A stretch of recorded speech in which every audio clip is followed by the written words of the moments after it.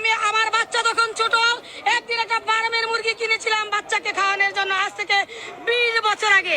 সেই ফার্মের মুরগির গন্ধ নাকে বয়ে আমার আজও বেড়ায়। তাই আমি কিন্তু একটা প্রাইমারি স্কুলের টিচার হয়ে একটা দেশি মুরগি কিনে খেতে আমি আজও পারিনি। খুবই দুঃখজনক, দুঃখে আমার বুকটা ভেসে গেল। সব শিক্ষকদের কথা এখানে বলবো না, অনেক শিক্ষক আমার গুরুজন, তাদের আমি সম্মান করি। সেই শিক্ষকদের নিয়ে কথা বলবো যারা ঠিকমতো ব্রয়লারের মুরগি কিনেও খেতে পারছে না।